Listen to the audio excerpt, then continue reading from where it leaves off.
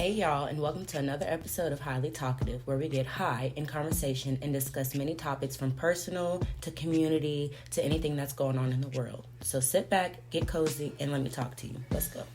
Yo, yiggity yo, what is up, my good people, and welcome back. As always, I'm very appreciative that you guys have joined in with me. Today is Monday, July 13th. Anyways, topics. Meshing friend groups. Meshing friend groups, Noah Wells' death, how he was the only black friend out of the entire group. So I kind of want to really understand that dynamic or dive into that dynamic a little bit more. Unexpected expenses, okay? And then just whatever flows off my head in the time that I see fit, if there is time. So we're going to talk about meshing friend groups. So I'm not going to say I'm super friendly, but I'm also not super shy, but I'm a little standoffish on meeting new people, but I'm also kind of not. I'm weird.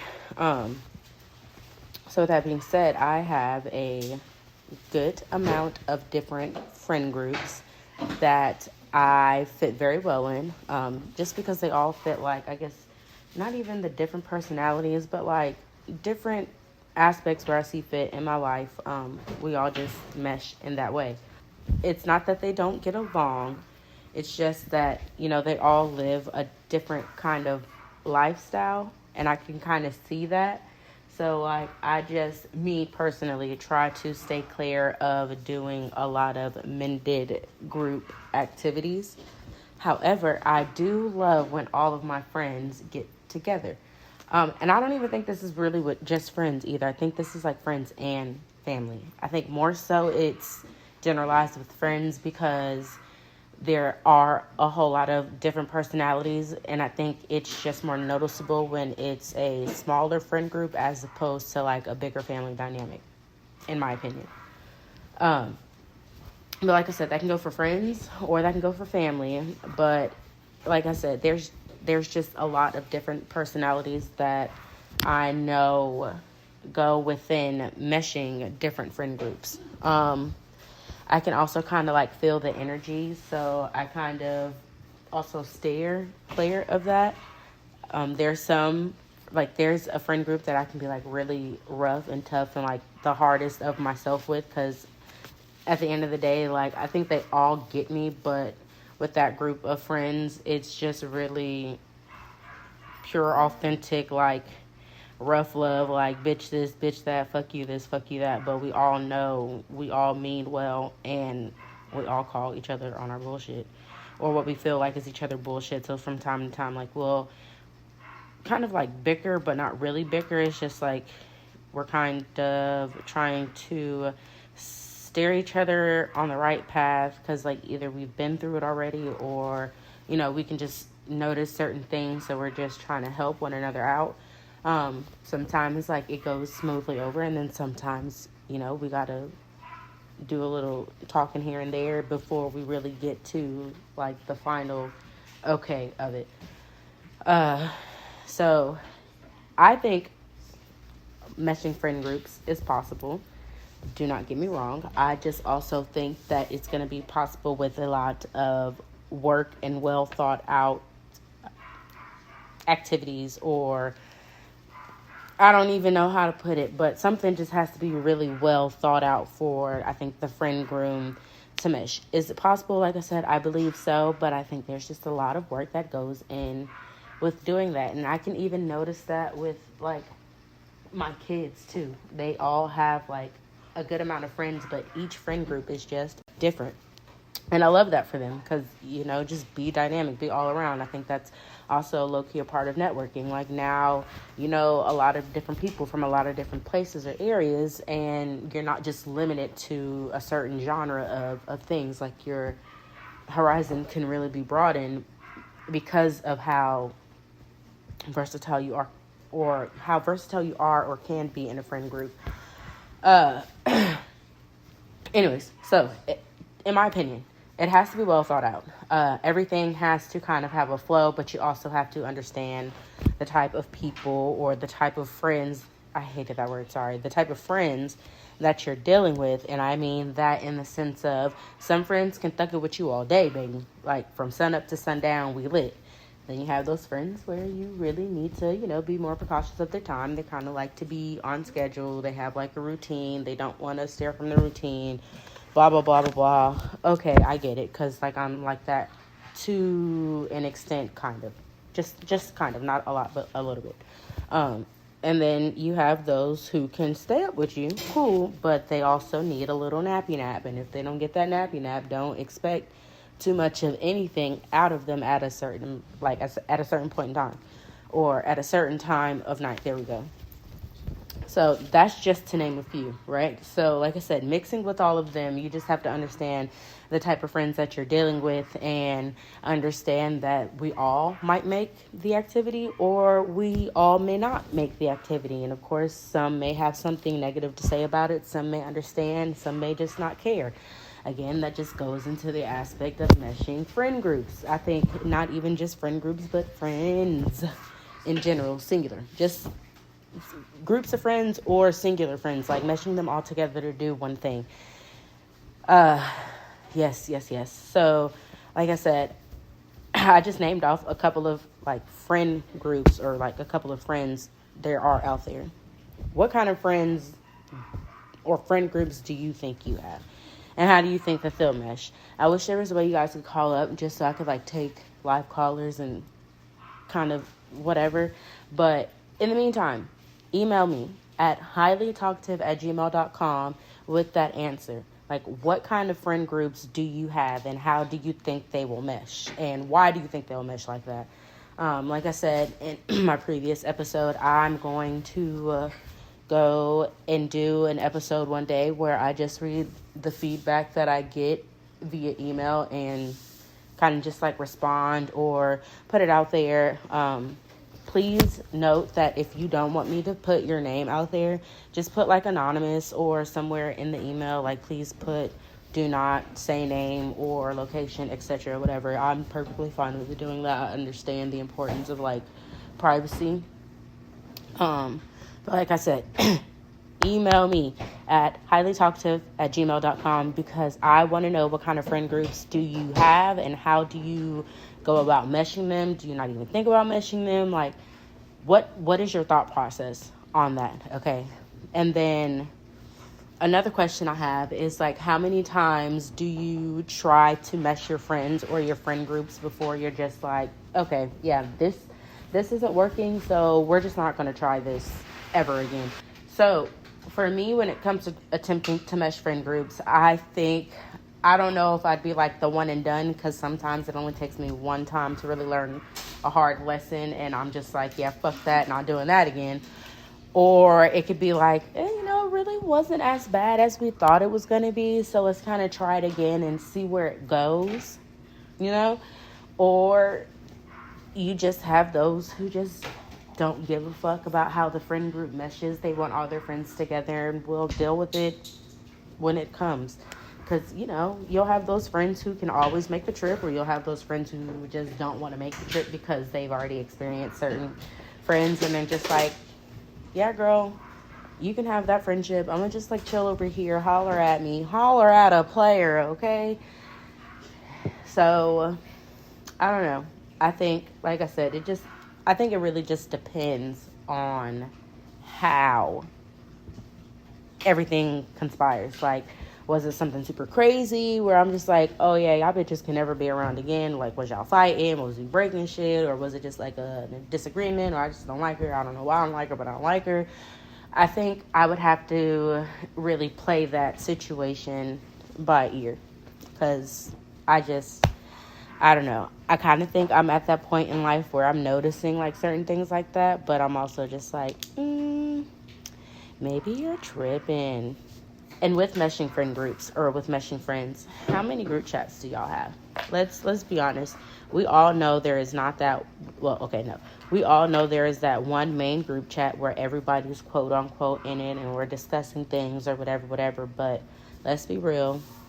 Everybody knows that there are different side group chats where y'all are talking about what somebody said in that chat, or did you see such and such? Like, there are definitely side chats going on, and I want to know how many extra side chats there are. I'm just nosy because I'm really just like, is there a purpose for that? Are we not trusting one another fully? Is it like some people we don't want in our business and okay with others being in our business? Like, what is it where we're having to have those separate chats where, we can't say everything in the main chat? And, or, are we just out here talking shit about the person who's planning the trip or meshing this friend group together because, girl, why is she trying to do this? Does she know I don't fuck with her? Blah, blah, blah. Like, I really want to know. We're all grown here. We all know it happens. Like, let's not try to sit here and act like that's not a thing. Even if it's like a group of 3, for instance, like me, my best friend, and my best friend's best friend. We're all trying to like mesh and we're in a group chat, but then me and my best friend don't like what her best friend said. So now we're back in our own chat discussing things. And I'm just like, why we couldn't just put this all in a group chat? Cause girl, I didn't want her saying nothing and making it worse type shit. So it's a lot that goes into meshing friends. And I don't know, or maybe I'm just thinking too far into it. Maybe that's what it is. Maybe I'm thinking way too into depth about it because, like, I was listening to The Breakfast Club, and this is kind of where I got this from because I'm just like, I've kind of encountered situations like this where I'm just like, I already know that they're not going to show up because, like, that's just not the type of scene that they're into. But this is the type of scene that I'm trying to be in right now. So, yeah. And I'm not tripping because, like I said, I know how each set of my friends are. So I don't, like, get upset about a lot of things when it comes to all of us trying to hang out as a collective. And we don't even, like, I haven't even tried to mesh an outing event. Unless, like, it really has to do with football. Most of, like, my football mom groups were all kind of different. Unless it has something to do with football and we're all going out to eat because of the boys and we have, like, a break. I think that's really the only time we all kind of mesh together. But, and fair warning, this is just an example. But, like, that's the only time that we really mesh together. And even then, it's like, you can, you can see, like, who hangs out with who and who's really cool with who. And then there's just, like, me who's talking to everybody that I'm cool with. Let's be very clear on that. And that was just a general statement, too. That wasn't, like, directed towards anybody. That's just generally me. I cannot fake the funk. Like, if I don't like you, I just don't like you. Okay. Now, let's switch the topic on something a little, not even a little more serious. That's drastic. Let's switch the topic to something a lot more serious. I don't know if y'all heard the news about Noah Lyles and what happened to this young man out in Mississippi. If you haven't, I'm going to give you the scoop, and then you dig and find out what you please, and, email it to highlytalkative@gmail.com and let me see what you see and if we're seeing the same thing. Anyways, okay, so this apparently happened over the 4th of July weekend out in Mississippi. They were supposedly having, like, a 4th of July party or whatever. Now, mind you, Noah Wells is the only black boy in this big group of white boyfriends. You just have to be very careful who you hang out with. All friends are not your friends. That's why I'm not really fond of, like, big friend groups, because there's somewhere where there's some type of animosity. Everybody's not raised the same way. There's jealousy, envy somewhere within there. But there's, like, this 4th of July party or whatever, and supposedly they're all hanging out. They were boating and then went to, like, a beach shore party or some shit like that. And everybody came back but Noah Wells. Let me say that again. Everybody made it back but Noah Wells. And then on top of that, no one supposedly reported him missing. And when I say no one, I want to really kind of open that question, because when we say no one, do we mean no one from the whole entire incident, or are we saying no one as a whole? Because did his parents not report him missing? I don't know how that whole dynamic went. Like, did they not notice that their son didn't come home, or was it like a situation? Like, I read into it, but I didn't really read far into it. But like, was it a type of situation where he was supposed to be hanging out with the friends for the weekend, and like they didn't hear from him until it was time to like come pick up? I need to know why either no one supposedly, like I said, reported him missing, or didn't report him missing until like 40 plus hours had already went by. Because I don't play about mine. If my child don't answer me when I'm texting, calling 911 or whatever, the first thing I don't like it. If I can't get a hold of you, we already have an issue, and I'm on my way. I'm calling the people. Like, we got to figure this out. Yeah, like I said, I don't play about mine. I need to know where he's at, where they're at all times. I don't care. It's just an OCD paranoia type thing with me, because I say this all the time, this literally could have been anybody's child. This could have been anybody's child, including mine, in any type of situation, and that type of stuff, it really scares me. And I just really want to know also, I'm going to kind of dive a lot more deeper into this and read more articles and stuff, because I've been seeing like this post where they were talking about what supposedly happened on the island. It just sounds like a whole bunch of mumbo jumbo. So I don't know like what to believe right now. And mind you, it's not really my business to know what to believe, but I think the story in general is just sad. So I want to know kind of like what really happened. I was listening to a podcast, and it was talking about how supposedly out in Mississippi, like there's this law where nobody can get left behind, like on an island or something like that. Like whoever you left with, you have to come back with. It was some stuff like that. So he was like, I don't even understand why that's not even being brought up or into consideration, because that's illegal as well. So I'm like, how does all this tie into one another, and what's going to be the outcome of this? This kind of feels like, what documentary was that on Netflix where I don't even remember, but there was like a documentary on Netflix that was kind of going over something that was just like this, where somebody got murdered on a boat, but nobody knew who did it, or they were out in the lake and somebody got murdered and washed up on the shore. It was something. I don't know. Now I'm going to have to go back and look, because it's just crazy how all these similar type situations are occurring to me. And then I also heard that a body was found, but the parents didn't ID it yet. But the sheriff department or the deputy department or whoever found the body, from like what they could see, was certain that it had belonged to Noah Wells. So I also want to check back up on that as well, because I don't know if the mom responded. I don't know if the mom went. I haven't seen any posts regarding like the passing of him. I just keep seeing the posts of like what supposedly happened and why it happened and so on and so forth. So this topic has brought up like a kind of broader topic, which is, are Black parents crazy for not liking or allowing their kids to be the only quote-unquote Black kid out of the friend group? As well as, does living in a well-off neighborhood take away from my child being the only Black child in a predominantly white space where things could definitely go wrong? Are Black parents crazy?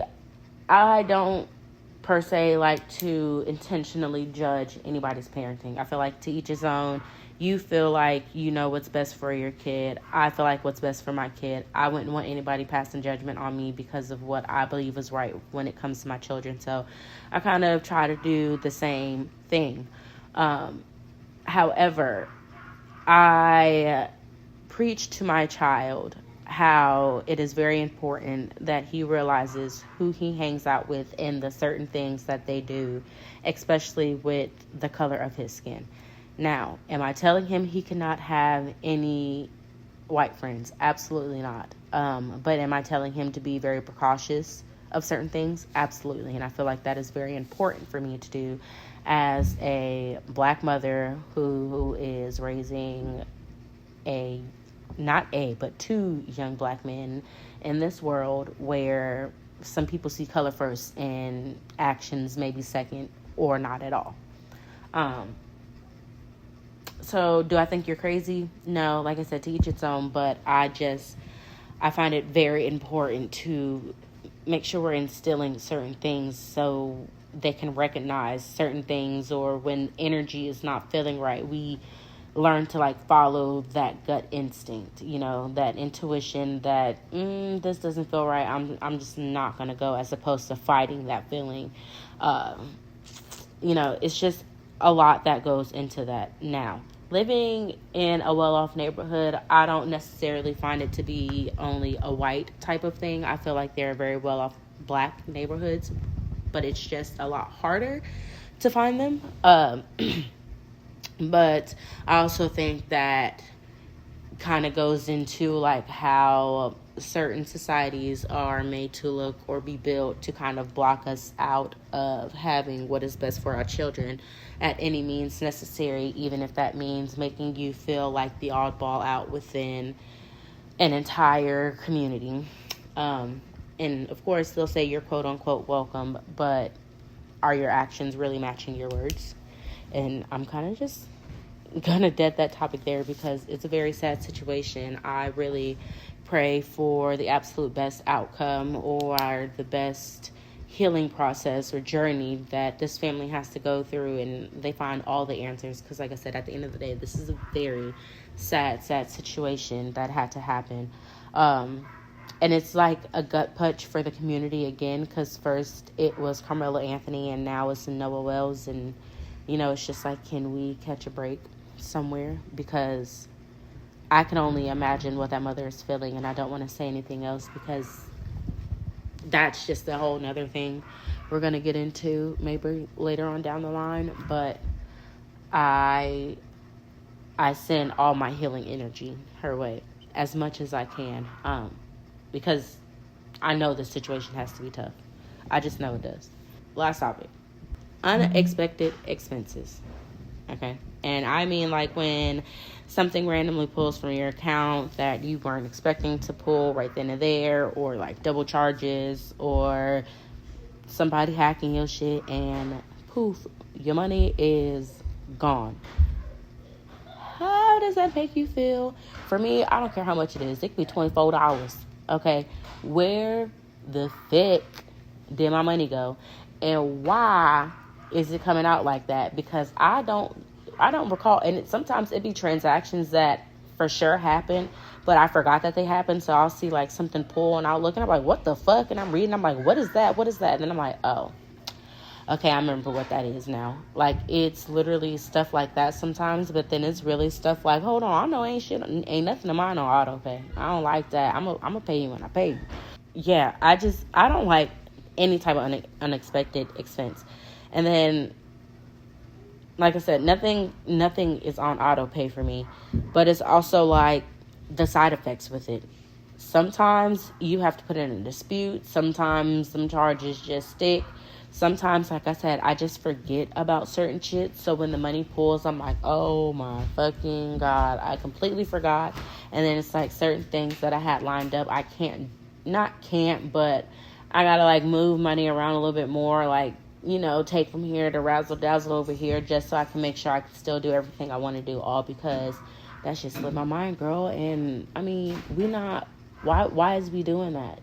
And then sometimes like you really just have to roll with the punches. Like, it happened, it's whatever, I'm gonna figure it out. Like, it is what it is. What more can I do?